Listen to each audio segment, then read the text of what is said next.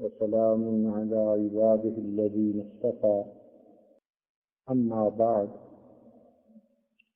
أعوذ بالله من الشيطان الرجيم بسم الله الرحمن الرحيم ونزعنا ما في صدورهم من غل إخوانا على سرر متقابلين سبحان ربك رب العزة عما يصفون وسلام على المرسلين والحمد لله رب العالمين اللهم صل على سيدنا محمد وعلى آل سيدنا محمد وبارك وسلم اللهم صل على سيدنا محمد وعلى آل سيدنا محمد وبارك وسلم اللهم صل على سيدنا محمد وعلى آل سيدنا محمد وبارك وسلم. کسی انسان کے بارے میں دل میں میل ہونا کینہ کہلاتا ہے. دل میں عداوت ہو، گرج ہو، بغض ہو، اس کیفیت کا نام کینہ ہے. یہ بڑی امراض میں سے ایک مرض ہے اور کثرت کے ساتھ پائی جاتی ہے.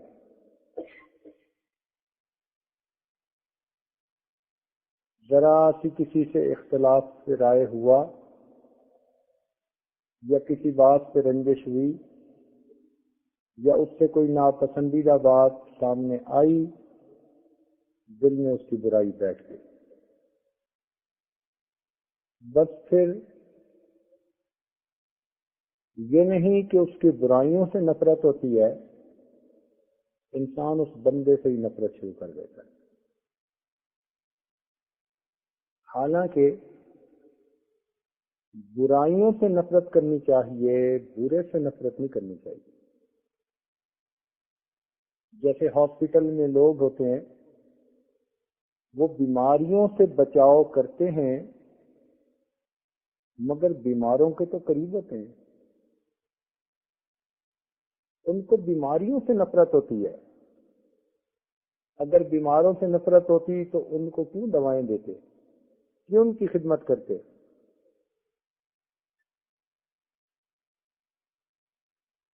اور یہی چیز حدیث پاک سے سامنے آتی ہے. نبی علیہ السلام نے پیاز کھانے سے نفرت فرمائی تو اظہار اس کا یوں کیا حدیث پاک میں، انی اکرہ ریحہا، میں اس کی بو کو ناپسند کرتا ہوں. یہ نہیں فرمایا کہ میں پیاز کو ناپسند کرتا ہوں. ریحہا، اس کی بو کو ناپسند کرتا ہوں، یعنی بو ختم ہو جائے تو اب پیاز کھانے میں کوئی رکاوٹ نہیں. گھر میں سالن میں روز استعمال ہوتا ہے، عورتیں تڑکا گھی میں لگا دیتی ہیں، اس کا کھانا ٹھیک ہے. ہاں ایسا کچا کھانا کہ مسجد میں آئے تو منہ میں بو ہو، اس کو ناپسند کیا گیا. تو پیاز کی بو کو ناپسند کہا گیا، پیاز کو ناپسندیدہ نہیں کہا.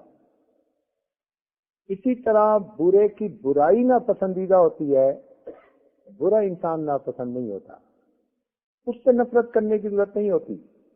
اس سے محبت کریں گے تو وہ نیکی کی طرف آئے گا نا. لیکن عجیب بات ہے کہ عام طور پر حوصلے تھوڑے ہیں،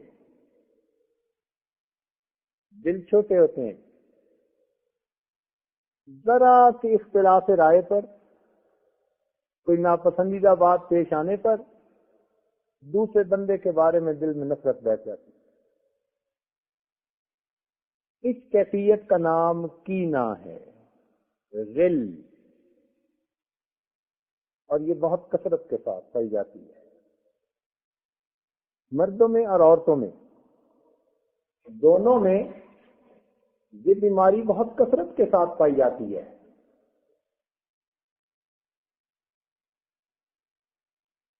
چھوٹے بچے میں غل نہیں ہوتا، کینہ نہیں ہوتا.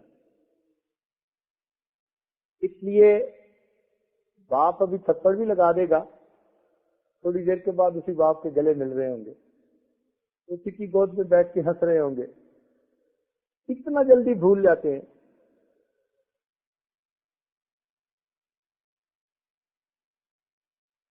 چھوٹے بچے کے دل میں غل نہیں ہوتا، کینہ نہیں ہوتا، وہ بہت جلدی بھول جاتا ہے. طالب کا کینہ ایسے ہو، کوئی برائی کا معاملہ کرے بھی تو بندہ فوراً بھول جائے،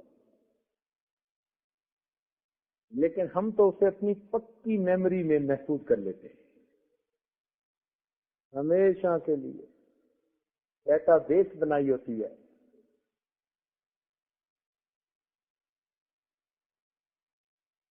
جانوروں میں اونٹ سب سے زیادہ کینہ رکھنے والا جانور ہے، چنانچہ اس کو پالنے والوں کو بڑا محتاط رہنا پڑتا ہے. اگر کبھی اس کو بے وجہ مار دیا تو یہ اس موقع پہ ریئیکشن نہیں ظاہر کرتا، اس لیے کہ مالک کے ہاتھ میں ڈنڈا ہوتا ہے. جب مالک بے دھیانی میں کام کر رہا ہوتا ہے اس وقت اونٹ اس پر حملہ کر کے اس کو مار ڈالتا ہے. کئی مہینوں کے بعد، بلکہ کئی مرتبہ سال کے بعد جا کر یہ اپنا بدلہ لیتا ہے. یہ جانوروں کا کام ہے کینہ رکھنا. انسانیت یہ ہے کہ انسان اللہ کے بندوں کی غلطیوں کو اللہ کے لیے معاف کر دے. یا پھر کامل اگر کینہ دیکھنا ہو تو کافر کے سینے میں ہوتا ہے. کافر کے دل میں مسلمان کے بارے میں اتنا کینہ کہ یوں سمجھیے پہاڑوں کے برابر. جسے کہتے ہیں نا خدا واسطے کا بیت، ایسا کینہ ہوتا ہے اس کے دل میں مسلمان کے بارے میں. یہ اور ہوتی ہے کہ منافقت بھی ہوتی ہے اس میں.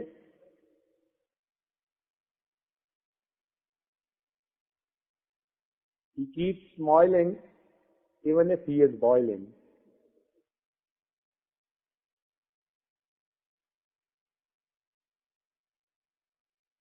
مگر مسلمان کا اچھا کبھی نہیں دیکھ سکتا.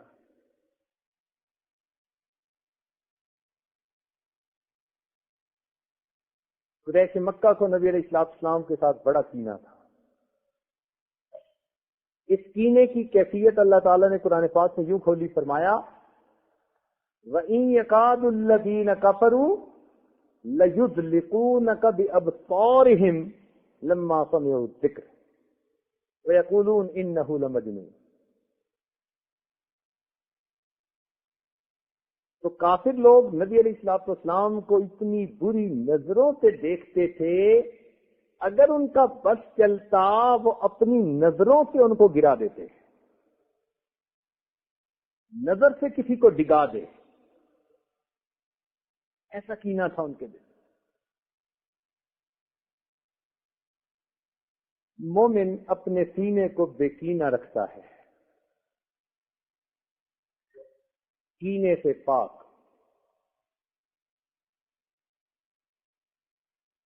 اس کینہ کو پہچاننا ہو کہ ہمارے سینے میں ہے یا نہیں تو اس کی بڑی بڑی نشانیاں ہیں. ہمارے مشائخ کو اللہ رب العزت جزائے خیر دے، ایک ایک بات کو انہوں نے کھول کھول کے بیان کر دیا.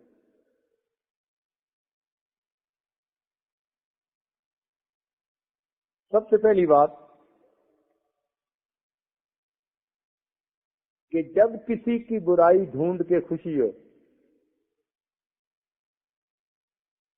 جب کسی کی برائی ڈھونڈ کے خوشی ہو، سمجھ لو کہ دل میں اس کے بارے میں کینہ موجود ہے. جو برا لگتا ہے نا اس میں برائی ڈھونڈ کے خوشی ہوتی ہے، اور یہ کینہ رکھنے کی دلیل. بھائی کسی کی خامی ہماری خوبی نہیں بن سکتی. اگر اس میں برائی ہے تو اس کا یہ مطلب نہیں کہ ہم اچھے بن گئے. کیوں خواہ لوگوں کی برائیوں پہ ہم نظر رکھتے ہیں؟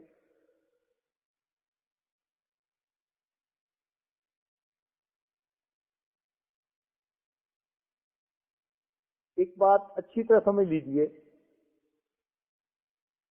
کہ برا آدمی وہ نہیں جو برائی کو برائی سمجھتا ہو. برا آدمی وہ نہیں جو برائی کو برائی سمجھتا ہو. برا آدمی وہ ہوتا ہے جو برائی کو برائی نہ سمجھے. جب کسی کی یہ کیفیت ہونا کہ برائی کو برائی نہیں سمجھتا، ہاں اب وہ برا آدمی. جب تک انسان برائی کو برائی سمجھتا ہے وہ اچھا انسان ہے. برائی کر بیٹھنا تو کوئی اتنی بڑی بات نہیں. انسان ہے نا، بشر ہے، تو بشر میں شر تو موجود ہے ہی سے. اس کا فا کلمہ سمجھ لینا، تو شر تو موجود ہی ہے. اچھے انسان سے بھی غلطی ہو سکتی ہے اور برا انسان بھی بڑے اچھے عمل کوئی کر بیٹھتا ہے. غلطی کر بیٹھنا اتنا برا نہیں. نبی اسلام نے فرما دیا کل بنی آدم خطاؤن، سارے بنی آدم خطا کار ہیں. اے کوئی مائی کا لال جو سر اٹھا کے کہے کہ میں نے کوئی خطا نہیں کی؟ نہیں، کسی کی مجال نہیں دم مارے. ہماری آنکھیں جھکی ہیں، ہمارے سر نیچے ہیں، ہم خطا کار ہیں. تو جب محبوب نے اپنی سچی زبان سے فرما دیا کلو بنی آدم خطاؤن، تو معلوم ہوا کہ کسی کو خطا کا تانا دینا یہ برا ہے. ساری خطا کار ہیں، کس سے خطا نہیں ہوتی؟ تو برائی کا تانا نہیں دینا چاہیے. ہاں، خیر الخطاؤن التوابین، بہترین خطا کار وہ ہے جو توبہ کرنے والا. تو جب آدمی برائی کو برائی سمجھ رہا ہے تو توبہ کا دروازہ کھلا ہے، کسی وقت بھی توبہ کر سکتا ہے، اس لیے وہ برا نہیں ہے. جب اس نے برائی کو برائی سمجھنا بند کر دیا، اب توبہ کا دروازہ بھی اس سے بند ہو گیا. اب کہیں گے کہ یہ برا بندہ ہے. تو کینے کی نشانیوں میں سے ایک نشانی کہ اس بندے کے اندر برائی ڈھونڈ کر بڑی خوشی ہوتی ہے.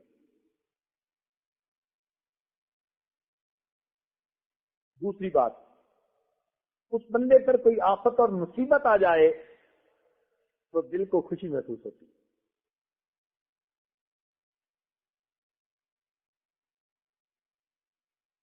یہ کینے کی علامت ہے. مصیبت تو کسی پہ بھی آ سکتی ہے میرے بھائی، آزمائش کسی پہ آ سکتی ہے.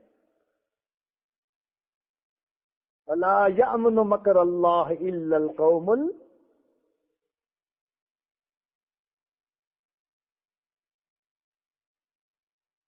اللہ کے تدبیر سے، خفیہ تدبیر سے کون امن میں آ سکتا ہے؟ یہ جو خفیہ تدبیر ہے نا پروردگار کی کہ کس کو آزمائش میں لٹکا دے، یہ ہر ایک کے سر پہ تلوار لٹک رہی ہے. جب تک ہم زندہ ہیں یہ تلوار ہمارے سر پہ موجود ہے. عبداللہ اندلسی رحمت اللہ علیہ 1,00,000 حدیث کے حافظ، قرآن مجید کے حافظ، ذرا اپنے پہ خود پسندی کی نظر پڑی، اللہ نے جبہ امامہ کے باوجود سوروں کے چرانے کے اوپر لگا دیا. آزمائش کسی پہ بھی آ سکتی ہے، برا وقت کسی پہ بھی آ سکتا ہے. تو کسی کے برے وقت کو دیکھ کر خوشی نہ منائے. ایسا نہ ہو کہ یہ خود مصیبت میں پھنس جائے. ویسے ایک دستور ہے، سن لیے اور دل کے کانوں سے سنیے. اگر کوئی آدمی کوئی گناہ کر بیٹھے اور پھر وہ دل سے سچی توبہ کر لے اس کے باوجود اگر کوئی آدمی اس کو اس گناہ کا تانا دے گا، اللہ تعالی تانا دینے والے کو اس وقت تک موت نہیں دیں گے جب تک یہ خود اس برائی میں ملوث نہیں ہو جائے گا۔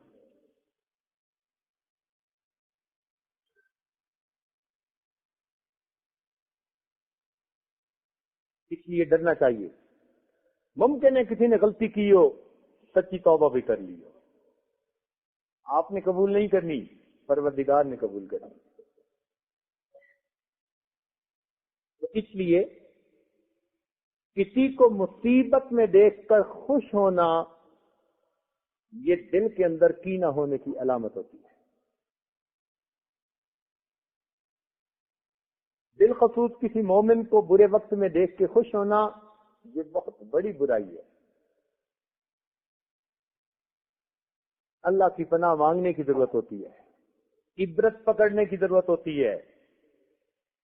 اس لیے تو حدیث پاک میں سبق دیا گیا ہے کہ جب مومن کسی بیمار کو دیکھے تو اللہ کی پناہ مانگے، شکر ادا کرے کہ میرے مالک تیرا مجھ پر کرم، تو نے مجھے اس بیماری میں ملوث نہیں کیا۔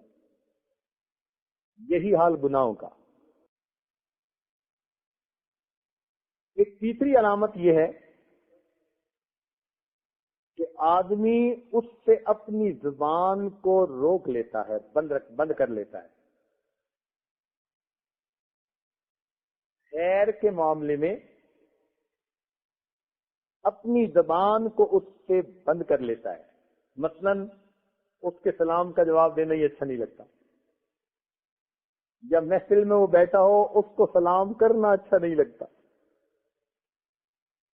نبی علیہ السلام نے تو ارشاد فرمایا افشوا السلام بینکم، کہ تم سلام کو عام کرو۔ لیکن جب دل میں کینہ ہو کسی کے بارے میں، اس کی یہ پہچان کہ اس کو سلام کرنا اچھا نہیں لگتا، بوجھ ہوتا ہے، اور اس کے سلام کا جواب دینے کو دل نہیں چاہتا، اس کے بارے میں کوئی تعریفی خیر کی بات کرنے کو دل نہیں چاہتا، تو معلوم ہوا خیر کے معاملے میں زبان بند ہو جاتی ہے اور شر کے معاملے میں زبان کھل جاتی ہے۔ شر کے معاملے میں زبان کھل جاتی ہے، کہیں اس کے خلاف بات ہو رہی ہوگی نا تو یہ ضرور ہاں میں ہاں ملائے گا، ہاں تم ٹھیک کہہ رہے ہو۔ جب کوئی اس کے بارے میں رائے پوچھے گا تو کوئی نہ کوئی الٹی بات ہی سامنے سے کرے گا۔ یہ پہچان ہے، شر کے بارے میں زبان کھل جاتی ہے، خیر کے بارے میں زبان گنگ ہو جاتی ہے۔ چوتھی نشانی کہ انسان اسے اپنے دل میں حقیر سمجھتا ہے۔ یہ بہت بڑا جرم ہے کسی کلمہ گو کو حقیر سمجھنا، اس لیے کہ وہ کتنا ہی گناہگار کیوں نہ ہو، کتنا ہی گناہگار کیوں نہ ہو، اگر اس نے توبہ کر لی تو شریعت کا قانون ہے اولئک یبدل اللہ سیئات حسنات، اللہ تعالیٰ ان کے گناہوں کو ان کی نیکیوں میں بدل سکتا ہے، یا بدل دیتا ہے۔ تو معلوم ہوا کہ جب وہ سچی توبہ کرے گا اس کے سارے گناہ اس کی نیکیوں میں بدل جائیں گے، تو وہ اس بندے سے زیادہ نیک کہلائے گا۔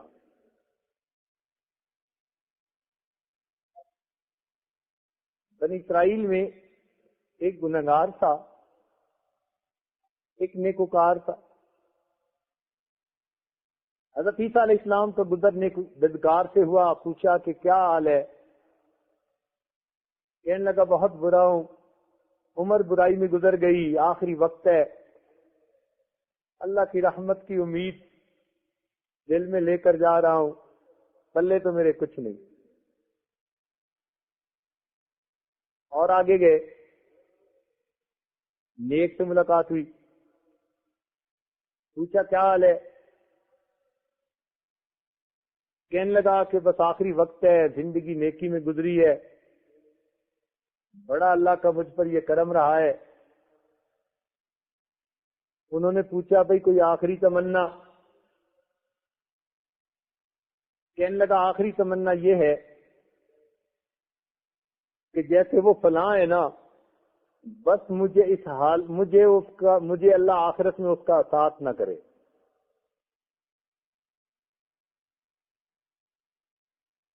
بس میں ڈرتا ہوں وہ بڑا ہی خطا کار ہے، اللہ مجھے آخرت میں اس کے ساتھ اکٹھا نہ کرے۔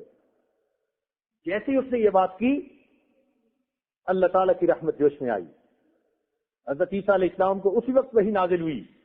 اچھا، یہ اس کو کم نظر سے دیکھ کر کہتا ہے کہ اللہ مجھے آخرت میں اس کے ساتھ اکٹھا ہی نہ کرے، اس کو بتا دیجئے وہ بندہ میری رحمت پر نظر رکھ کے آ رہا ہے، اس وجہ سے میں نے اس کو جنت عطا کی، اور چونکہ اس نے یہ کہا میں اس کے ساتھ اکٹھا نہیں ہونا چاہتا، میں نے اس کو جہنم سے محروم کر کے جہنم میں بھیج دیا۔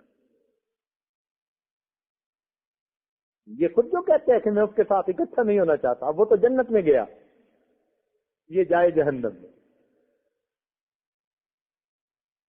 اس لیے کسی کو کم نظر سے نہ دیکھ، کیا پتا اس کا کون سا عمل اللہ کے ہاں قبول ہو جائے۔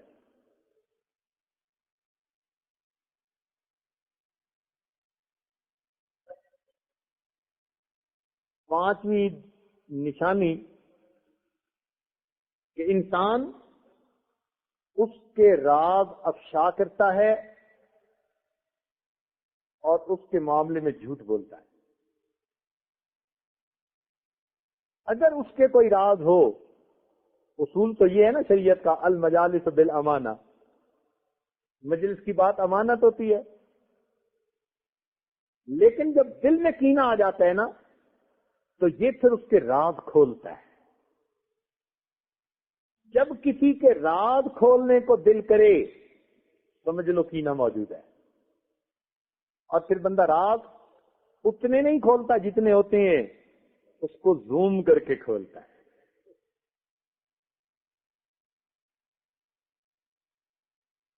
اس کے بارے میں جھوٹ بولتا ہے، اس کی بات کا بتنگڑ بنا کے پیش کرتا ہے۔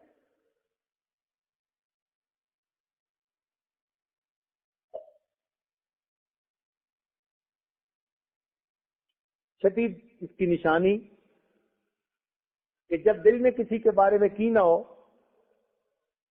تو اس کا مذاق اڑا کر خوشی ہوتی ہے۔ مذاق اڑا کر خوشی ہوتی ہے، ٹونٹ کر کے دل کو خوشی ہوتی ہے۔ یہ انسان کبھی مذاق زبان سے بھی کرتا ہے اور کبھی اشاروں سے بھی مذاق کرتا ہے۔ منہ کے تاثرات سے اس کا مذاق اڑاتا ہے۔ یہ نشانی کہ دل میں اس کے بارے میں کینہ موجود ہے۔ اگلی نشانی کہ اس کی غیبت کر کے یا سن کے دل کو خوشی ملتی ہے۔ غیبت کر کے یا غیبت سن کے دل کو خوشی ہوتی ہے۔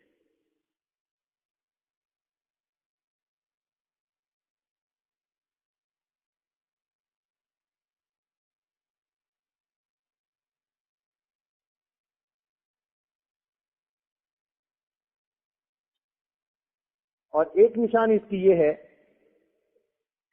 کہ انسان کو موقع ملے تو یہ اس کو ایذا پہنچانے سے گریز نہیں کرتا۔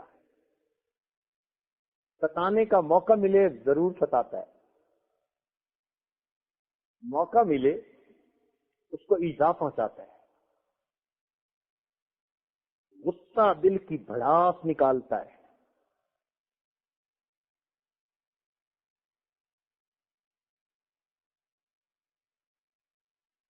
امام ربانی مجدد ثانی رحمۃ اللہ علیہ فرماتے تھے، اور عجیب بات انہوں نے کہی، فرماتے تھے کہ بہادر کی پہچان میدان جنگ میں ہوتی ہے۔ بہادر کی پہچان میدان جنگ میں ہوتی ہے، دوست کی پہچان مشکل وقت میں ہوتی ہے، اور عقل مند کی پہچان غصے کی حالت میں ہوتی ہے. بہت ہی عجیب بات ہے.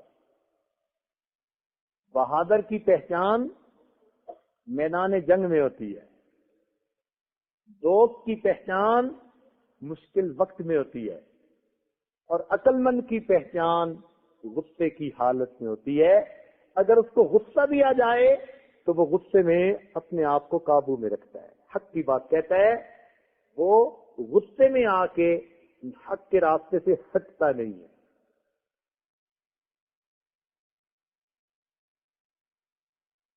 یہ غصے کا مضمون کتنا اچھا ہے. ہمارے بھائی سلیم صاحب آج کہنے لگے کہ رات آپ کا بیان بڑا لمبا ہو گیا، مگر شکر ہے کہ مضمون غصے کا تھا، لہذا کسی کو غصہ ہی نہیں آیا.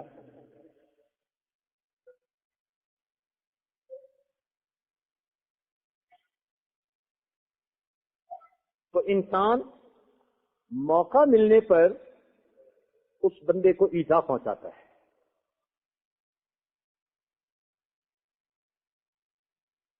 آخری اس کی پہچان کہ جس کے بارے میں دل میں کینہ ہوتا ہے، انسان اس کے معاملے میں عیب جوئی اور عیب گوئی میں لگا رہتا ہے.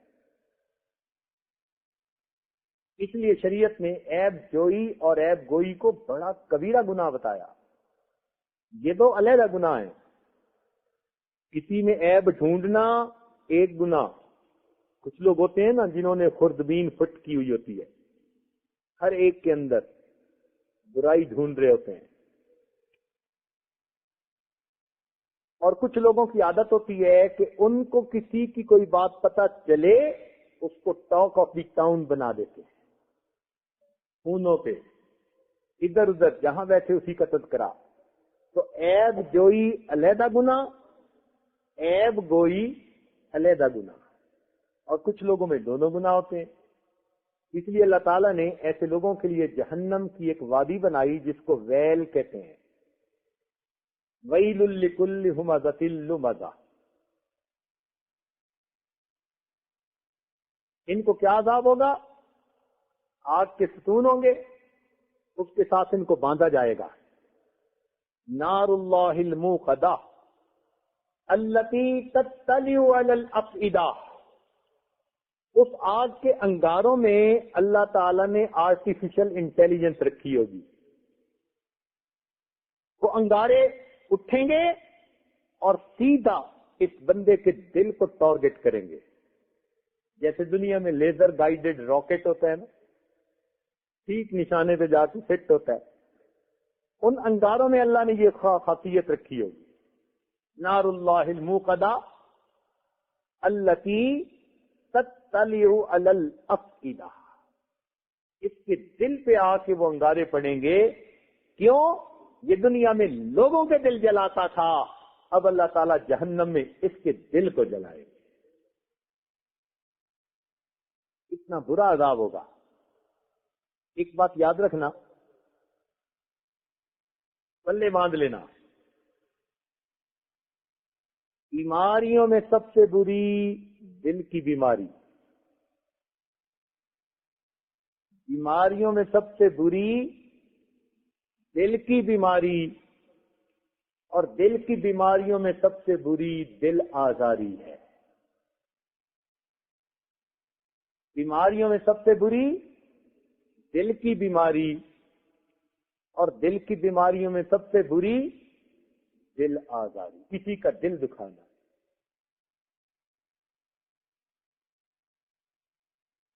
تو اگر ہم نیت کریں گے کہ ہم نے اپنے دل سے غل کو دور کرنا ہے، اللہ توفیق عطا فرما دیں گے. نیت میں منحصر ہے.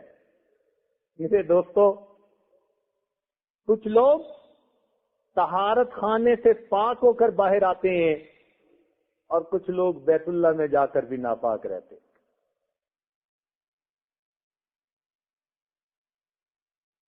یہ تو اپنے پہ منحصر ہے نا، نیت کیا ہے.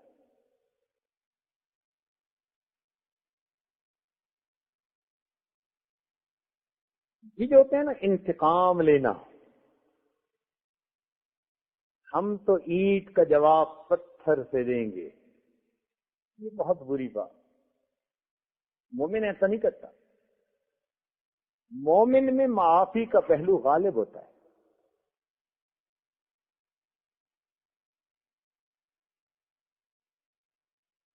نبی علیہ السلام نے ایک بہت پیاری بات فرمائی کہ تم اپنے بھائی کے لیے وہی پسند کرو جو تم اپنے لیے پسند کرتے ہو. اب بتائیں اگر ہم سے کوئی غلطی ہو جائے تو ہم کیا چاہتے ہیں کہ لوگ اس کو بھول جائیں, ہمیں معاف کر دیں, یا ہم چاہتے ہیں کہ لوگ یاد رکھیں, اپنے دلوں میں نفرت پیدا کر لیں؟ تو جو ہم اپنے بارے میں چاہتے ہیں وہی ہم دوسرے بھائی کے بارے میں پسند کریں. بات سمجھنی بہت آسان ہے. سیدہ عائشہ صدیقہ رضی اللہ تعالیٰ عنہ فرمایا کرتی تھیں کہ میں نے نبی علیہ الصلوۃ والسلام کو حقوق کا بدلہ لیتے ہوئے کبھی نہیں دیکھا. میں نے نبی علیہ الصلوۃ والسلام کو اپنے حقوق کا بدلہ لیتے ہوئے کبھی نہیں دیکھا. اور آج ہماری کیا عادت ہے؟ ہم اپنے حق کی خاطر خون کا آخری قطرہ بھی بہا دیں گے.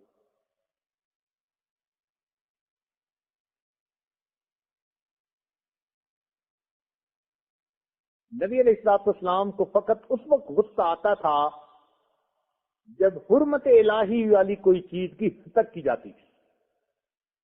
جب حدود اللہ کے بارے میں کوئی کمی بیشی کی بات آتی تھی تو اس بات پر اللہ کے محبوب کو غصہ آتا تھا, وگرنہ اللہ کے محبوب اپنے حق کے معاملے میں کبھی غصہ نہیں فرماتے تھے.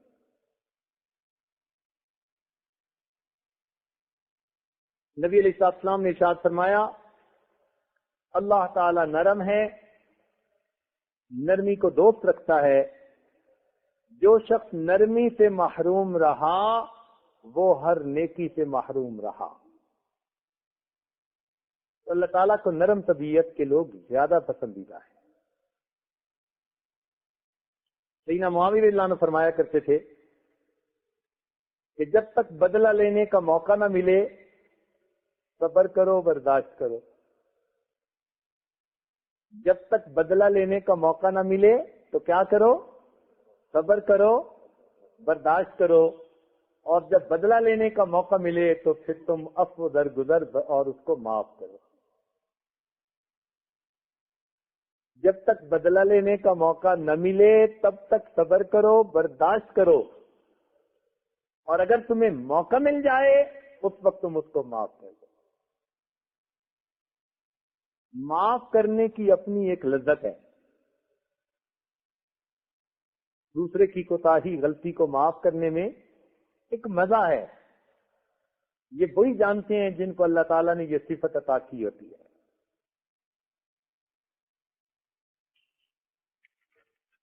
چنانچہ نبی علیہ الصلوۃ والسلام نے تاریخ انسانیت میں معافی کی سب سے بہترین مثال فتح مکہ کے دن قائم کی. تاریخ انسانیت اس سے بہتر معافی کی اور کوئی مثال پیش نہیں کر سکتی. مکہ کے لوگ وہ تھے کہ جنہوں نے نبی علیہ الصلوۃ والسلام کو ایذا پہنچائی.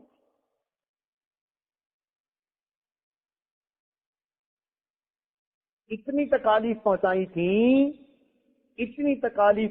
تھی کہ نبی علیہ السلام نے فرمایا کہ موسیٰ علیہ السلام کا ابو جہل پھر بھی چھوٹا تھا, میرا فرعون ابو جہل اس سے بھی بڑا تھا. اس لیے کہ موسیٰ علیہ السلام کا فرعون زبان سے بات کرتا تھا لیکن اس نے بدنی طور پر تو ایذا نہیں پہنچائی تھی. اور یہ فرعون جو مکہ کا تھا یہ تو ہاتھوں سے بھی نبی علیہ السلام کو ایذا پہنچاتا تھا. اللہ کے محبوب سجدے میں گئے, اونٹ کی اوجڑی اٹھوا کر اوپر ڈال دی. اب کتنی دیر تک سجدے کی حالت میں منو وزن کے نیچے بندہ رہے, بدبو اوپر سے, یہ کتنی تکلیف ہے ذرا اندازہ تو کر دیکھیے. بڑی تکلیف پہنچی.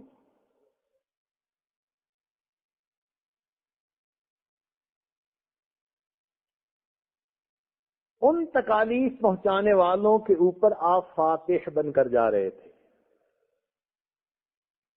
دنیا کا دستور کیا؟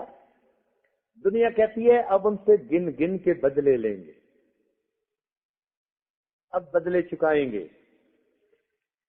چنانچہ جب فتح مکہ کے لیے جانے لگے تو سعد بن عبادہ رضی اللہ تعالیٰ عنہ نے رجزیہ شعر پڑھ دیا، الیوم یوم الملحمہ الیوم نستحل الکعبہ۔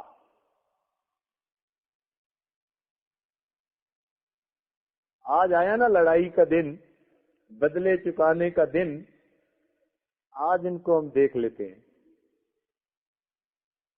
ابو سفیان نے اعتراض کیا، ایمان نہیں لائے تھے ابھی، کہ دیکھو جی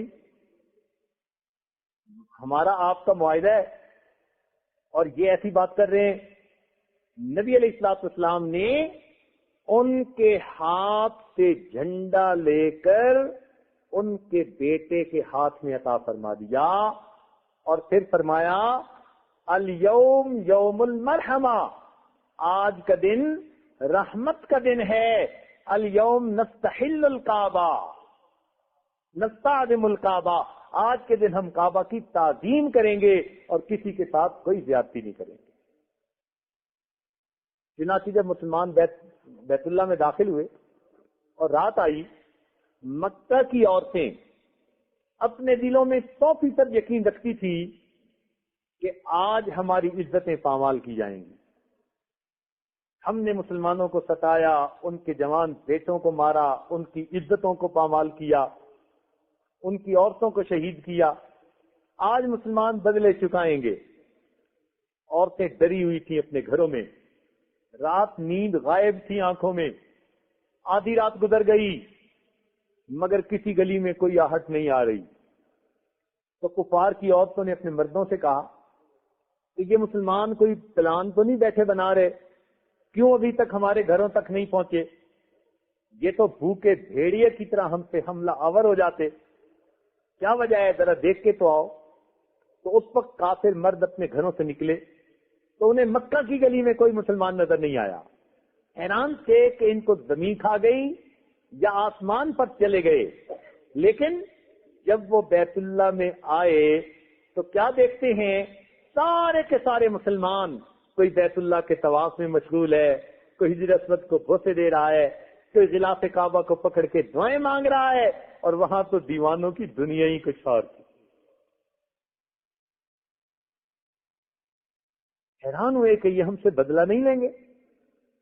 چنانچہ اگلا دن ہوا تو مردوں کو یہ خیال تھا کہ شاید رات کے لیے معافی دے دی گئی، دن میں بدلہ لیا جائے گا، مگر دن میں نبی علیہ الصلوۃ والسلام نے عثمان شیبانی کو بلایا، ان کے پاس چابی تھی بیت اللہ کی۔ نبی علیہ السلام نے فرمایا کہ چابی مجھے دو، چابی مل گئی۔ نبی علیہ السلام بیت اللہ میں داخل ہوئے دروازہ کھول کر، اندر جا کر نوافل ادا کیے، دعا مانگی۔ جب واپس آئے تو نبی علیہ السلام نے بیت اللہ کا دروازہ بند کیا۔ اب اس موقع پر جو قریش مکہ، مسلمانوں میں قریش مکہ سے تعلق رکھنے والے تھے، بڑے بڑے حضرات، یہ صحابہ قریب قریب تھے۔ کیوں؟ ان میں سے ہر ایک کے دل میں تمنا تھی کہ بیت اللہ کا کنجی بردار ہمیں بنا دیا جائے، یہ سعادت کنجی رکھنے والی ہمیں عطا کر دی جائے۔ چنانچہ سب اکابر صحابہ قریب ہیں اور اس انتظار میں ہیں کہ کس کے بخت جاگتے ہیں، بخت کھلتے ہیں، اور اس کے ہاتھ میں بیت اللہ کی چابی دے کر اسے بیت اللہ کا چابی بردار بنایا جاتا ہے۔ نبی علیہ السلام جب باہر نکلے، آپ نے تالا لگایا، آپ نے عثمان کو پھر بلایا اور فرمایا کہ یاد کرو اس وقت کو جب میں ہجرت کے لیے مکہ چھوڑ کے مدینہ جانا چاہتا تھا، اس وقت میرے دل کی تمنا تھی کہ میں بیت اللہ میں 2 رکعت نفل پڑھ جاؤں۔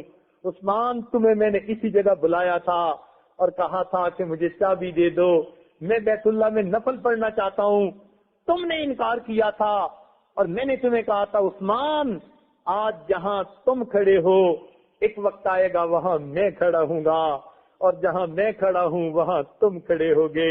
اور تم نے ناک منہ چڑھایا تھا اور کہا تھا یہ کیسے ہو سکتا ہے، میں صبر کر کے چلا گیا. عثمان میرے مالک نے میری بات کو سچا کر دکھایا. آج چابی میرے ہاتھ میں ہے, تم خالی ہاتھ میرے سامنے کھڑے ہو, مگر عثمان میں تمہارے ساتھ وہ نہیں کروں گا جو تم نے میرے ساتھ کیا تھا. میں چابی تمہارے ہاتھ میں واپس دیتا ہوں, قیامت تک تمہارے خاندان میں رہے گی اور تم سے وہی لے گا جو کوئی ظالم ہوگا. دنیا حیران رہ گئی. معاف کرنے کی ایسی عجیب مثال قائم کر دکھائی. دنیا کو عہدے ملتے ہیں, حکومت ملتی ہے, وہ اپنے قریب والوں کو نوازنے کی کوشش کرتے ہیں. اللہ کے محبوب بھی یہ چابی کسی صحابی کو دے سکتے تھے, مگر نہیں, معافی سے نہیں کہتے. معافی اسے کہتے ہیں کہ برائی کے جواب میں اس کے ساتھ اچھائی کا سلوک کیا جائے. اللہ کے محبوب نے معاف کر دینے کی بہترین مثال کا ہے. چنانچہ قریش مکہ کو بلا کر پوچھا, آج تم مجھ سے کیا توقع کرتے ہو؟ قریش مکہ نے کہا, اخی کریم و نبی کریم.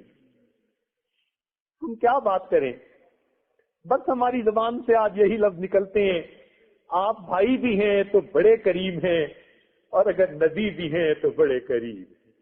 آپ نے فرمایا, اچھا جب تم نے یہ بات مان لی, میں وہی کروں گا جو کریم کرتے ہیں.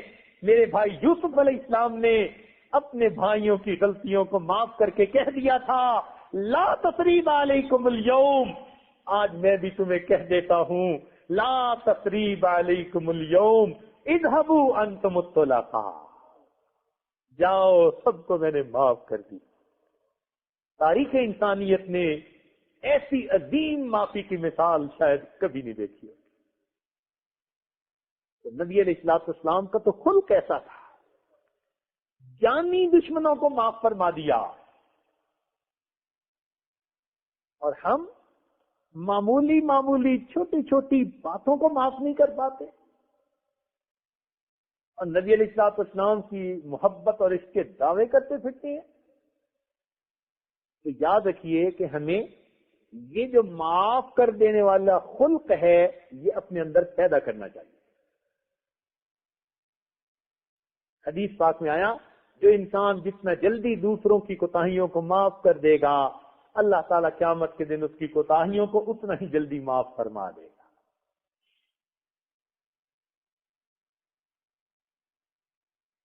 تو اللہ تعالیٰ نرمی کو پسند فرماتے ہیں, معافی کو پسند فرماتے ہیں. ہم تو چھوٹی سی کوئی بات کسی کی دیکھ لینا, بس وہ ہمارے تو دماغوں سے اترتی نہیں. ہم تو سمجھتے ہیں کہ یہ ہمیشہ کے لیے مردود بن گیا. شکر ہے اللہ تعالیٰ نے معافی کا معاملہ اپنے ہاتھ میں رکھا ہے. بندوں کے ہاتھ میں دے دیتا تو پتہ نہیں کیا بن جاتا. اللہ تعالیٰ کا حوصلہ دیکھنا ہے کتنا بڑا. کیوں جی, ویسے تو ایک کتاب بھی ہے, کتنے بڑے ہیں حوصلے پروردگار کے, لیکن اگر آپ نے دیکھنا ہو نا قرآن پاک میں کہ اللہ تعالیٰ کا حوصلہ کتنا بڑا, تو پتہ چلتا ہے فرعون اللہ کا دشمن ہے, خدائی کا دعویٰ کرتا ہے, اپنے آپ کو خدا کہلاتا ہے, چھوٹا بھی نہیں بڑا خدا کہلاتا ہے. اب جس نے خدائی کا دعویٰ کیا وہ اللہ تعالیٰ کا دشمن, پھر وقت کے نبی کا پکا دشمن ہے. تو اتنا بڑا دشمن, مگر اس دشمن کی طرف اللہ رب العزت اپنے پیغمبر علیہ السلام کو بھیج رہے ہیں. تو فرماتے ہیں, اذهبا الى فرعون انه طغى, تسمیہ کا صیغہ, تم دونوں جاؤ فرعون کی طرف, باغی طاغی بنا پھرتا ہے. مگر ساتھ کیا کہا, فقولا له قولا لینا, تم دونوں جانا مگر اس سے جا کر تم نرم بات کرنا. لعلہ یتذکر او یخشی, ممکن ہے اس کو نصیحت ہو جائے اور وہ ڈر جائے. اب دیکھیے اللہ تعالی موسیٰ علیہ السلام کو بھیج رہے ہیں فرعون کے پاس اور نرم گفتگو کا حکم فرماتے ہیں، اے دوست آپ اب کسی کو نصیحت کرتے ہیں غصے کے ساتھ تو جس نے گناہ کیا وہ فرعون سے زیادہ برا نہیں ہوتا اور آپ کا درجہ موسیٰ علیہ السلام سے زیادہ اونچا نہیں ہوتا۔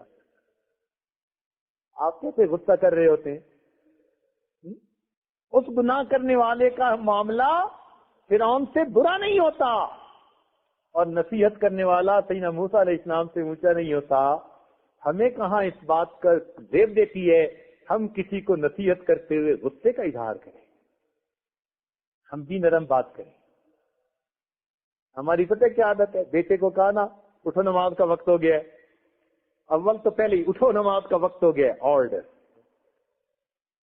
اب جوانی کی عمر میں نیند ہوتی ہے، گہری ہوتی ہے، پھر دیکھا کہ ذرا نہیں اٹھا، بڑا ہے مردار، ہوش نہیں سے آتی، حرام کھاتا ہے، بیل بنتا جا رہا ہے، اٹھایا ہے سنتا نہیں، یہ ہماری نصیحت ہے۔ دیکھو کتنے پیارے انداز سے ہم اس کو نرم نرم نصیحت کر رہے ہیں۔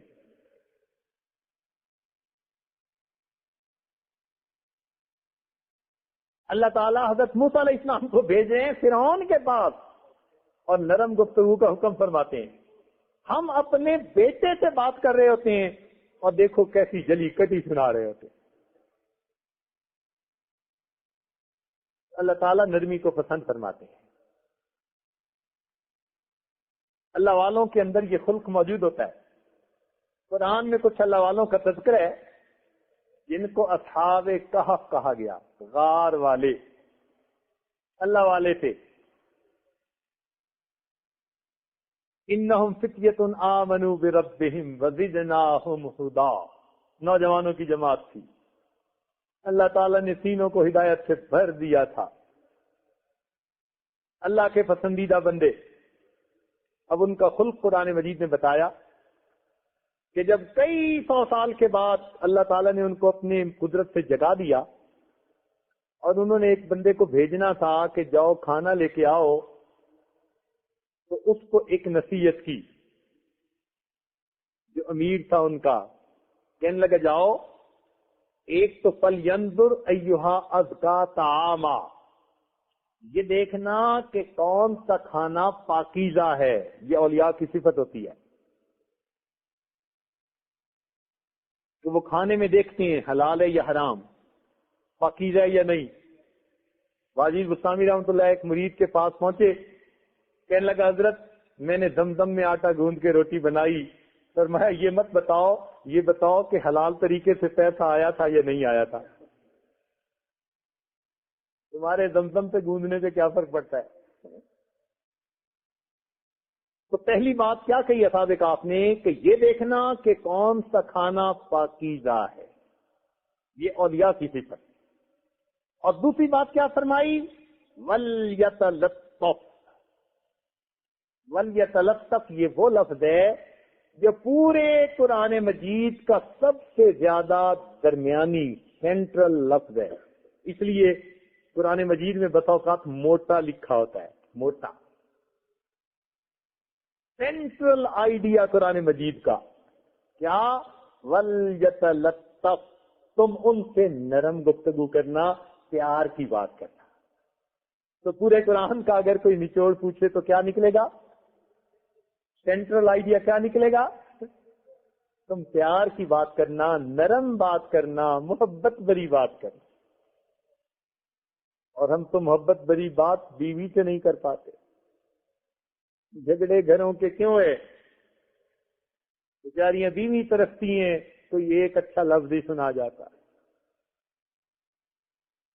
تو مومن کی یہ صفت ہوتی ہے، اچھے الفاظ بولتا ہے، پیار کی بات کرتا ہے، اس کے منہ سے پھول جھڑتے ہیں، اس کی بات سے دل جڑتے ہیں، محبتوں کے بیج بوتا ہے، وہ نفرتوں کے بیج نہیں بوتا۔ دیکھیں اللہ تعالیٰ نے جسم کے مختلف اعضاء میں ہڈیاں بنائی، لیکن زبان میں ہڈی کوئی نہیں بنائی۔ ہے نا، یہ ہے کسی کی زبان میں ہڈی. اللہ تعالیٰ نے زبان میں ہڈی کیوں نہیں بنائی؟ بندے کو پیغام، میرے بندے تمہارے بولنے والے عضو میں ہڈی جیسی سخت چیز کو پسند نہیں کرتا، اس لیے تم اس زبان سے ایسی گفتگو کرنا جو نرمی کی گفتگو ہو، سختی کی گفتگو نہ ہو. اللہ تعالیٰ نرم گفتگو کو پسند فرماتے ہیں. یہی حدیث پاک میں بتایا گیا کہ جو شخص نرمی سے محروم رہا وہ ہر نیکی سے محروم رہا. ہاں، نرمی کا ایک اپنا سرکل ہے. ہو ہلکا یاراں تو ریشم کی طرح نرم. یہ نہیں ہے کہ بھئی یہ نرمی ہر جگہ ہوگی کیا ایمان کا جنازہ نکل جائے. نہ نہ نہ، بات ہو رہی ہے حدود شریعت کے اندر رہتے ہوئے.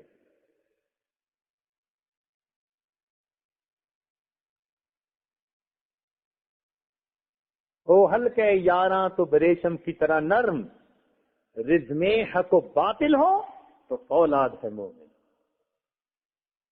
تو جو سختی کے ہیں وہ اپنے مواقع ہیں، نرمی کے اپنے مواقع ہیں. ہم جو باتیں کر رہے ہیں نا گھر کی، دوستوں کی، محفل کی، ہم مومنوں کے معاشرے کے درمیان کی باتیں کر رہے ہیں جہاں ریشم کی طرح نرم ہونا چاہیے اور وہاں آگ کی طرح ہم گرم ہوتے ہیں.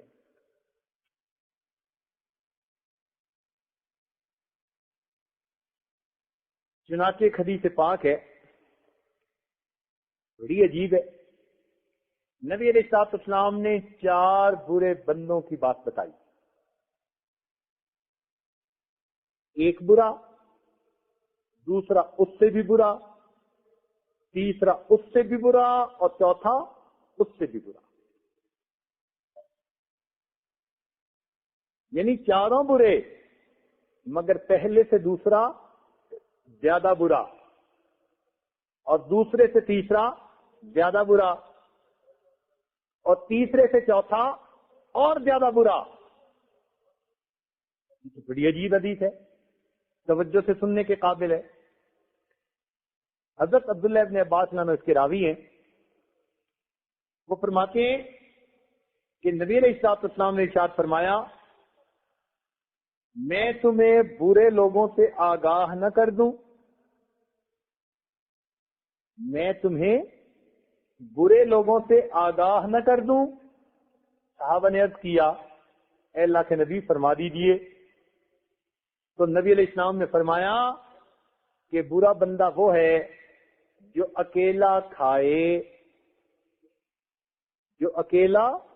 کھائے اپنے غلام کو ماتحت کو کوڑے سے مارے اور بخشش کو روکے. 3 باتیں بتائیں. پہلی بات اکیلا کھائے، یعنی اپنے کھانے کی تو فکر ہو، دوسرے اہل خانہ کی، بچوں کی کوئی پرواہ نہ کرے. یہ بندے کی برائیوں میں سے ایک بڑی برائی. اور دوسری بات کہ اپنے ماتحتوں پہ بہت زیادہ سخت گیر ہو، کوڑے سے مارے. اور تیسری بات کہ دوسروں کو عطا کرنے کی بجائے بخشش کو روک لے.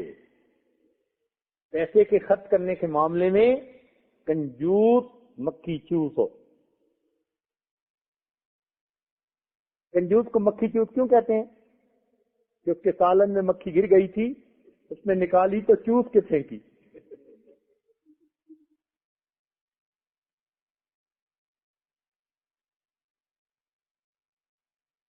تو نبی علیہ السلام نے فرمایا کہ یہ برا بندہ. یہ سن کر صحابہ کرام چپ ہو گئے. پھر نبی علیہ السلام نے دوسری مرتبہ فرمایا کہ میں تمہیں اس سے بھی بدتر انسان بتاؤں، میں تمہیں اس سے بھی بدتر انسان بتاؤں. صحابہ نے عرض کیا اللہ کے نبی بتا دیجئے. فرمایا کہ جو لوگوں سے بغض رکھے اور لوگ اس سے بغض رکھیں. یہ اس سے بھی برا، جو لوگوں سے بغض رکھے اور لوگ اس سے بغض رکھیں، یہ پہلے سے بھی زیادہ برا انسان ہے۔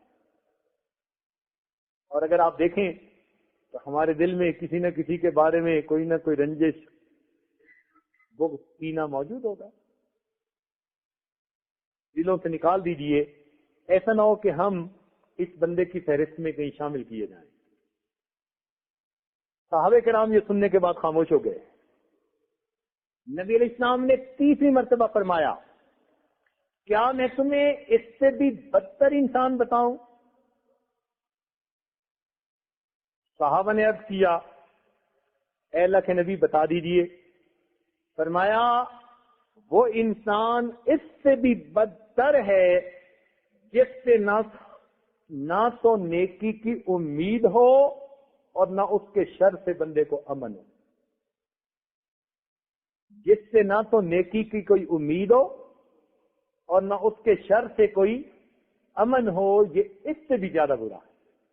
اب یہ سن کے تو صحابہ کرام سہم ہی گئے۔ پھر نبی علیہ السلام نے چوتھی مرتبہ فرمایا، کیا میں تمہیں اس سے بھی بدترین انسان کے بارے میں بتاؤں؟ صحابہ کرام نے کہا، اللہ کے نبی بتا دیجئے۔ نبی علیہ السلام نے فرمایا، اس سے بھی بدترین انسان وہ ہے جو کسی کی لغزش سے درگزر نہ کرے اور کسی کی معذرت کو قبول نہ کرے۔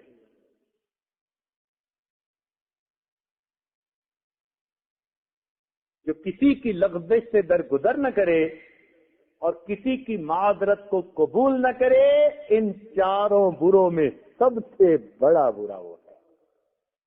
تو معلوم ہوا کہ جب کوئی آدمی معافی مانگے، جلدی معاف کر دینا چاہیے، معافی جلدی دے نہیں چاہیے۔ بندہ ہے، انسان ہے، جب اللہ تعالیٰ جلدی معاف فرما دیتے ہیں تو ہم کیوں نہ جلدی معاف کریں؟ تو اس حدیث پاک کے مضمون کو اپنے ذہن میں جما لیجیے، تو پھر دوسروں کی غلطیوں کو انسان جلدی معاف کرنے کا عادی بن جائے گا۔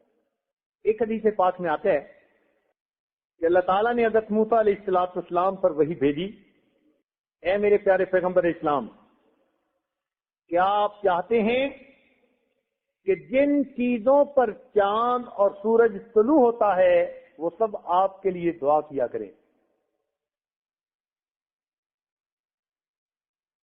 اے میرے پیارے پیغمبر اسلام، کیا آپ چاہتے ہیں کہ جن چیزوں پہ سورج اور چاند طلوع ہوتا ہے، یعنی کائنات کی ساری چیزیں، زمین و آسمان کے درمیان ہر چیز، یہ آپ کے لیے دعا کیا کریں؟ عرض کیا، اللہ یہ کیسے ہو سکتا ہے؟ اللہ رب العزت نے ارشاد فرمایا، اے میرے پیارے پیغمبر اسلام، جو مخلوق کی ایذا پہ صبر کرتا ہے، چاند اور سورج جن چیزوں پہ طلوع ہوتا ہے سب اس کی مغفرت کی دعا کرتے ہیں۔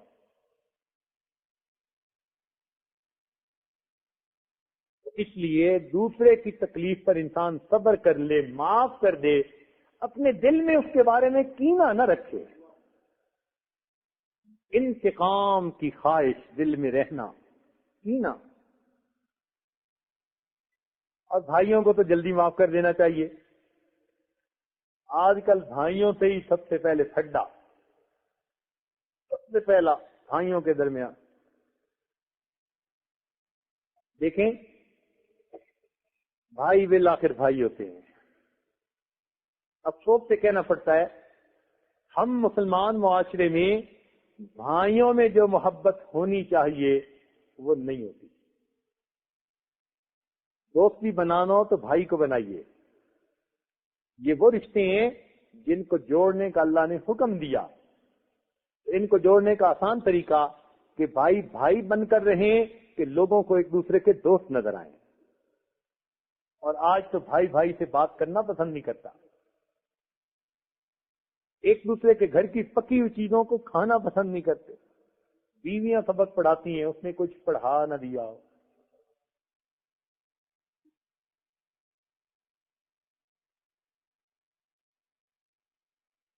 دیکھیں، جب دنیا میں انسان کو کوئی بوجھ ہوتا ہے، ذمہ داری ملتی ہے، تو پھر اس کی نظر سب سے پہلے بھائی پہ، اور دلیل قرآن مجید سے۔ سیدنا موسیٰ علیہ السلام کو اللہ تعالیٰ نبوت سے سرفراز فرماتے ہیں۔ ارشاد فرمایا کہ ہم نے تمہیں نبی بنا دیا۔ جب یہ نبوت کا بوجھ پڑا تو اب اس بوجھ میں ہاتھ بٹانے کے لیے ان کی نظر سب سے پہلے کس پر گئی؟ اپنے بھائی پر۔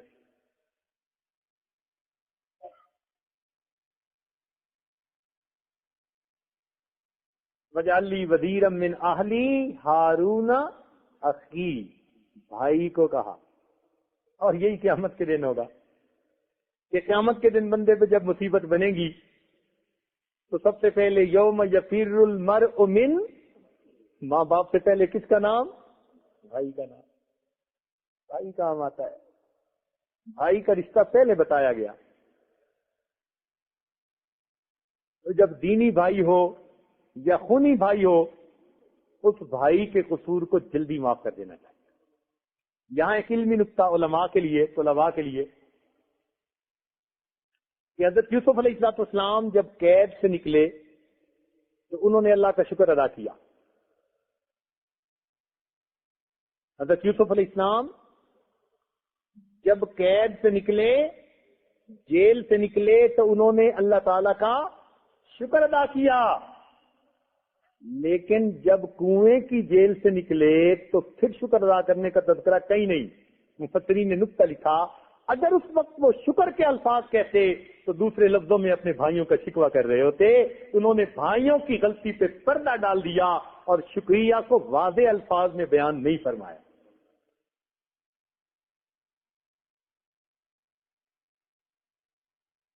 تو بھائیوں کی غلطیوں پہ پردے ڈالنے چاہیے۔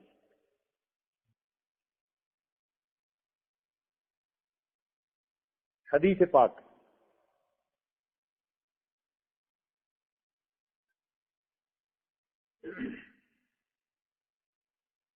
حدیث پاک سنیے، بہت ہی عجیب۔ نبی صلی اللہ علیہ وسلم نے ارشاد فرمایا کہ جس کے پاس کوئی معذرت کرے، بہت توجہ سے سنیے گا، جس کے پاس کوئی معذرت کرے، حق پہ ہو یا باطل پہ، جس کے پاس کوئی معذرت کرے وہ حق پہ ہو یا باطل پہ، جھوٹا الزام لگے یا سچا الزام لگے، اس نے گناہ کیا ہو یا نہ کیا ہو، وہ حق پہ ہو یا باطل پہ ہو، نبی علیہ السلام نے ارشاد فرمایا جس کے پاس کوئی معذرت کرے، حق پہ ہو یا باطل پہ، اور پھر دوسرا اس کی معذرت قبول نہ کرے، تو اس بندے کو حوض کوثر پہ آنا نصیب نہیں ہوگا۔ جس کے پاس کوئی معذرت کرے، حق پہ ہو یا باطل پہ، معذرت کرنے والا، اور پھر یہ بندہ اس کے عذر کو، معذرت کو قبول نہ کرے، فرمایا کہ اسے حوض کوثر پہ آنا نصیب نہیں ہوگا۔ تو اپنے دل کو مومنوں کے لیے نرم کر لیجیے، اپنے دل کو مومنوں کے لیے نرم کر لیجیے، ایمان والوں کو اللہ کے لیے معاف کر دیا کیجیے۔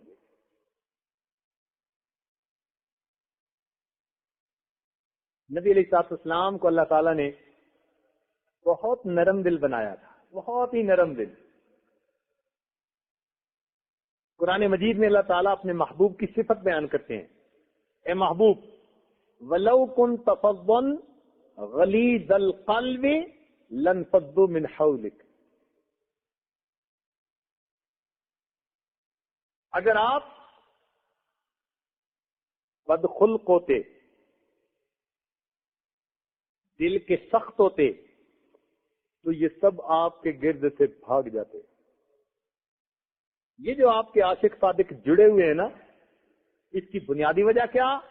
کہ آپ خوش خلق ہیں اور آپ کے دل کے اندر رحمت و شفقت موجود ہے. فضن کا مطلب مفسرین نے لکھا بد خلق، اور غلیظ القلب کا مطلب لکھا جس دل میں رحمت و شفقت نہ ہو.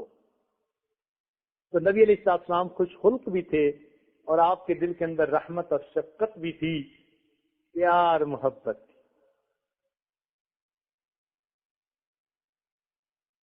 پیار محبت. چنانچہ ایک مرتبہ سیدہ صدیقہ رضی اللہ عنہا کسی بات پہ غصے میں آ گئی تو حدیث پاک میں آتا ہے نبی علیہ السلام نے ان کا کان پکڑ کر پیار سے یوں ملا. غصے میں تھی تو نبی علیہ السلام نے ان کا کان پکڑ کے پیار سے یوں ملا اور فرمایا اے منی سی عائشہ. عمر میں چھوٹی تھی نا. دیکھو پیار کی بات کیسی کہ دوسرا خود بخود ٹھنڈا ہو جائے.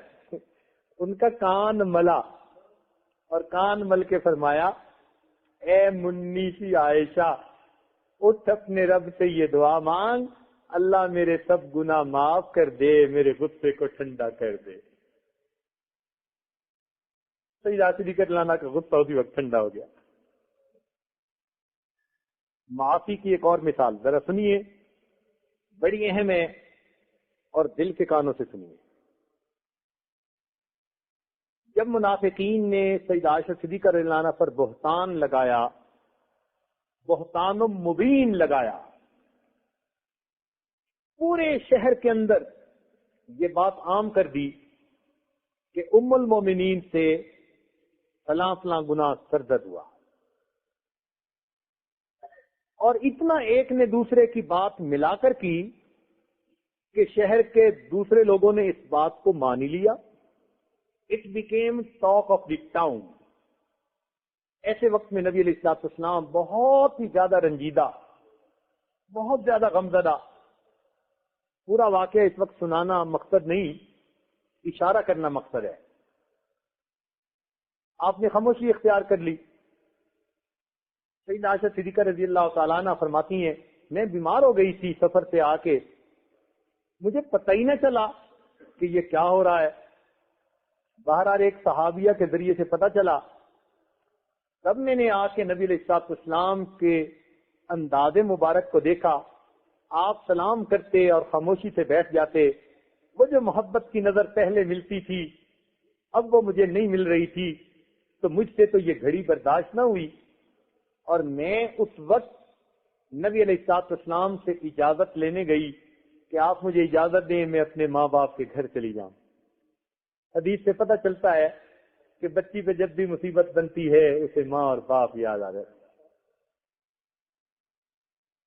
ماں باپ کا گھر یاد آیا کرتا ہے. نبی اسلام نے اجازت دے دی. فرماتی ہیں میں اپنے والد کے گھر آ گئی. میں نے دیکھا میری والدہ رو رو کر آنکھیں ان کی سرخ ہو چکی، اور اپنے والد کو دیکھا سیدنا صدیق اکبر چارپائی پر بیٹھے اللہ کا قرآن پڑھ رہے تھے، آنکھوں سے آنسو جاری. وہ ماں باپ تھے، بیٹی کے بارے میں ایسی باتیں تھی سارے شہر میں، تو ان کے دل پہ کیا گزر رہی ہوگی. تو سیدنا صدیق اکبر نے اس وقت قرآن مجید کو اپنا غمخوار بنایا. بیٹھے اللہ کا قرآن پڑھ رہے تھے، قرآن مجید ہی ہمارے دکھ درد کا ساتھی ہے.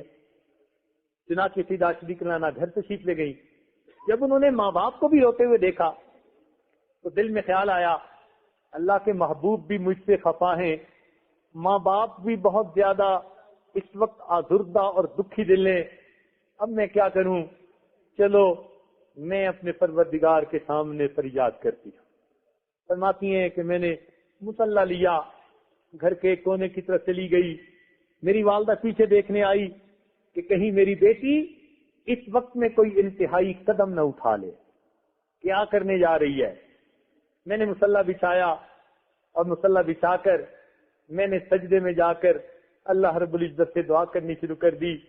اے مالک، ہائی کورٹ مجھ سے ناراض ہو گئی، اب میں سپریم کورٹ میں اپنا مقدمہ پیش کرنے حاضر ہوئی ہوں، اب میں فریاد پیش کرنے حاضر ہوئی ہوں. میرے مولا، ایک وقت تھا کہ یوسف علیہ السلام پہ بہتان لگا تھا، آپ نے معصوم بچے سے اس کی پاک دامنی کی گواہی دلوائی تھی. اللہ بی بی مریم پہ بہتان لگا تھا، چھوٹے بچے کی زبان پہ گواہی دلوا دی تھی، آج تیرے محبوب کی محبوبہ پہ بہتان لگا ہے، اللہ وہ تیرے سامنے فریاد کرتی ہے، میرے لیے بھی کوئی ایسی سبیل نکال دیجئے تاکہ میری بھی برات واضح ہو جائے۔ وہ فرماتی ہیں میں تو سوچتی تھی کہ اللہ تعالیٰ اپنے محبوب کو خواب میں بتا دیں گے یا کوئی اور ایسی بات پیش آ جائے گی، مگر اسی دوران اللہ کے محبوب جو ہے وہ ہمارے گھر تشریف لائے۔ اس واقعے کو میں چھوٹا کر رہا ہوں، گھر تشریف لائے، انہوں نے جب دیکھا میری والدہ بھی رو رہی ہیں، میرے والد بھی قرآن پڑھتے ہوئے رو رہے ہیں اور میں سجدے میں پڑھ کے رو رہی تھی، اللہ کے محبوب چارپائی پر بیٹھ گئے اور مجھے آواز دی۔ آواز سن کر میں اسی وقت اٹھی کہ مجھے آقا کی خدمت میں حاضر ہونا ضروری تھا۔ میں آئی اور چارپائی پر آپ کے قریب بیٹھ گئی۔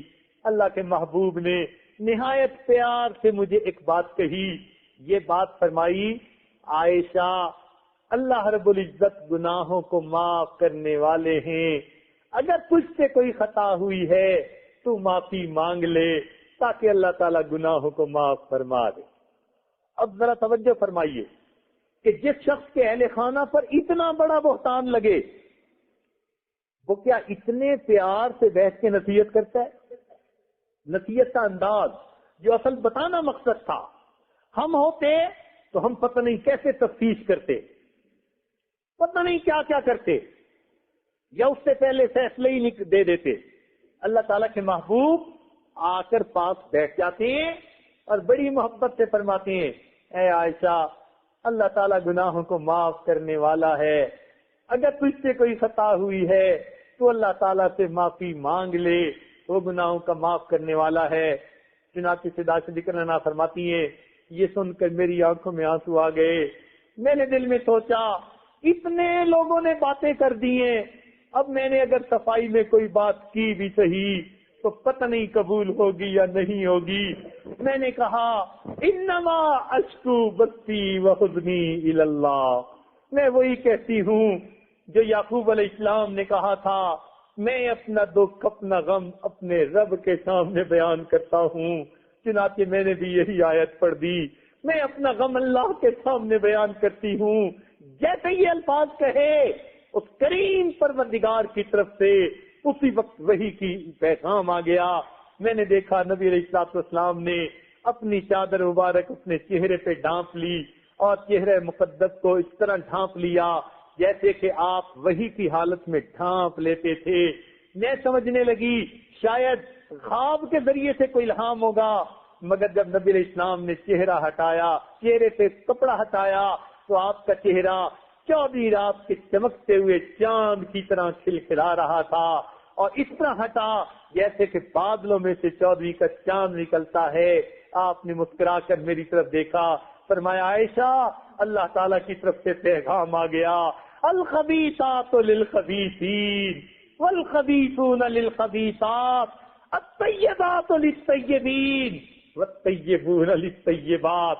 میرے مالک نے فرمایا اولئک مبرؤون مما یقولون، یہ پیغام ہے سبحانک ھذا بہتان عظیم، یہ لوگ اس سے بری ہیں، میں نے پاکیزہ اصول بنا دیا، خبیثوں کے لیے خبیث عورتیں ہوتی ہیں، پاکیزہ کے لیے پاکیزہ ہوتی ہیں، میرے محبوب آپ پاکیزہ ہیں، ہم نے آپ کے لیے ان کو بیوی کے طور پہ چنا تھا، جبرائیل کے ذریعے سے ان کا ہم نے تصویر آپ کو دکھائی تھی، اور آپ کا چناؤ ہم نے اس لیے کیا کہ یہ پاکیزہ زندگی گزارنے والی ہیں۔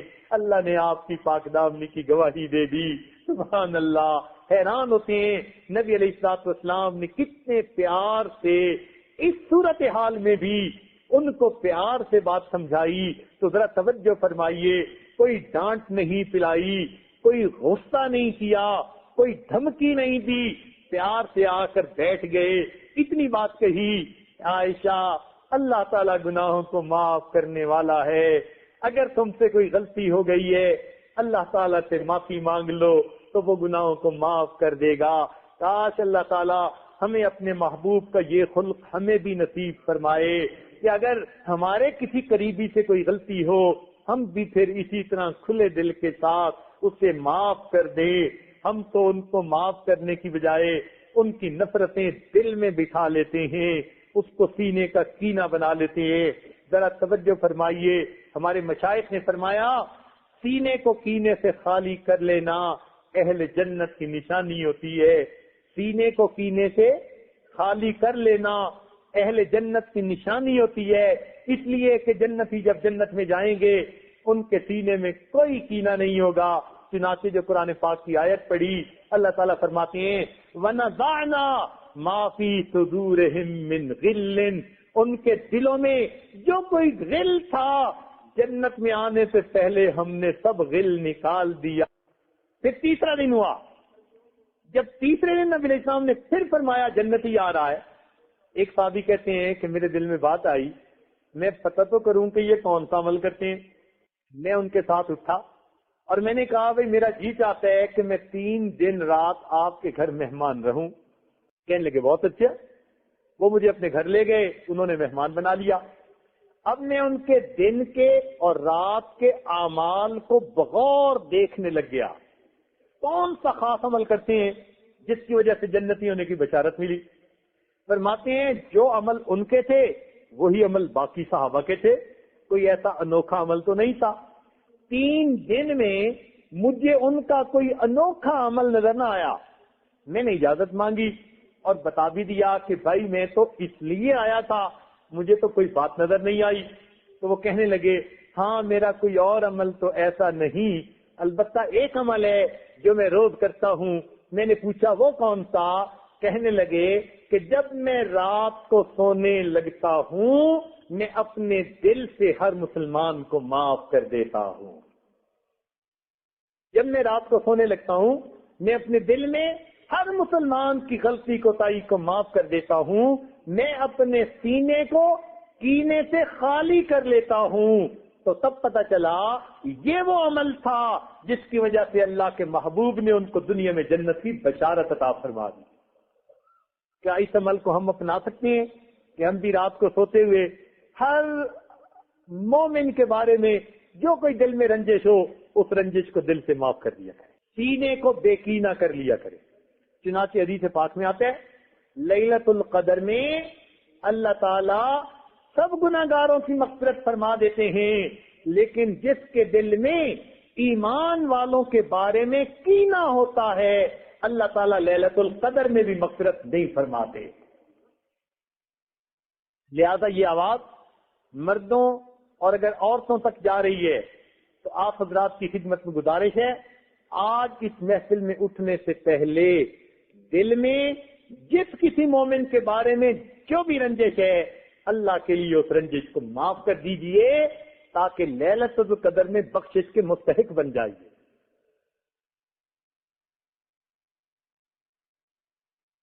چنانچہ حدیث پاک میں نبی علیہ السلام نے ارشاد فرمایا جب تو شام کو سوئے تو کسی کے خلاف دل میں کینہ نہ ہو, یہ میری سنت ہے اور جو میری سنت پر عمل کرے گا وہ جنت میں میرے ساتھ ہوگا. تو آج ہمیں سنت پر عمل کر لیں, اپنے سینے کو کینے سے خالی کر لیں. نبی علیہ السلام کا ساتھ قیامت کے دن اللہ تعالیٰ میں نصیب فرما دے. ہمارے مشائخ نے فرمایا کفرست دست در طریقت ما کینہ داشتن, یہ جو ہمارا طریقت اور سلوک کا راستہ ہے نا, اس میں دل میں کینہ رکھنا دل میں کفر رکھنے کی مانند ہے. کفر است در طریقت ما کینہ داشتن آئین ماست سینہ چو آئینہ داشتن. اس طریقت کے راستے میں سینے میں کینہ رکھنا کفر رکھنے کی مانند برا ہے, اور میرا آئین تو یہ ہے کہ اپنے سینے کو آئینے کی طرح چمکتا ہوا بنا لیجیے. تو دل سے ہم کینے کو دور کر دیں تو ہمارا سینہ آئینہ بن جائے گا, اور یہی ذکر و سلوک کا بنیادی مقصد ہے. پروردگار عالم ہمیں اس کینے والے گناہ سے بچنے کی توفیق عطا فرما دے. وآخر دعوانا ان الحمدللہ رب العالمین. تھوڑی دیر مراقبہ کر لیجیے, آنکھوں کو بند کر لیجیے, سر کو جھکا لیجیے. دنیا جو کچھ دنیا میں ہے اس سے ہٹ کٹ کے اللہ تعالیٰ کی یاد میں ڈوب جائیے. انسان جب اپنے اندر جھانکتا ہے اسے اپنی اصل تصویر نظر آتی ہے. اپنے من کے دریچے کو کھولیے، اپنی اصل تصویر کو دیکھیے. لا الہ الا اللہ محمد رسول اللہ. دعا کیجیے. سبحان ربی جلال الوقار اللہم صلی علی سیدنا محمد وعلی آل سیدنا محمد وبارک وسلم. ربنا ظلمنا انفسنا وان لم تغفر لنا وترحمنا لنكونن من الخاسرین. اے مالک، ہم آپ کے عاجز مسکین بندے ہیں، ہمارے گناہوں کو معاف فرما، ہماری خطاؤں سے درگزر فرما، ہمارے سینے سے کینے کو دور فرما، ہمارے دلوں سے میل کو دور فرما. اللہ، ہم اب تک کیسی زندگی گزارتے پھر رہے ہیں، اے اللہ ہمیں انسانیت نصیب فرما. اے اللہ، ہم جانوروں کی طرح زندگی گزارتے پھر رہے ہیں، اللہ ہمیں صحیح معنوں میں انسان بنا. ہمارے سینے سے غل کو دور فرما، سینے کو دور فرما، حسد کو دور فرما، تکبر اور عجب کو دور فرما. اے مالک، ان باطنی بیماریوں کی شفا عطا فرما. اے مالک، ہماری ان دعاؤں کو اپنی رحمت سے قبول فرما. رب کریم، ہمارے سینے کو آئینے کی طرح چمکا دیجیے، ہمارے اوپر رحمت کی نظر فرما دیجیے. اے اللہ، آپ تو شب قدر میں بھی اس بندے کی مغفرت نہیں کرتے جس کے سینہ میں کینہ ہو. اللہ، ہم اپنے دل سے ہر ایک مومن کے بارے میں جو بھی دل کے اندر رنجش ہے آج دل سے نکالتے ہیں، اسے آپ کی خاطر معاف کر دیتے ہیں. اے مالک، اس کے بدلے آپ ہمیں معاف فرما دیجیے. اے اللہ، اس کے بدلے آپ ہمیں معاف فرما دیجیے. ہماری بدخلقی کو خلق میں بدل دیجیے، ہماری برائیوں کو اچھائیوں میں تبدیل فرما دیجیے، ہمارے اوپر رحمت کی نظر فرما دیجیے.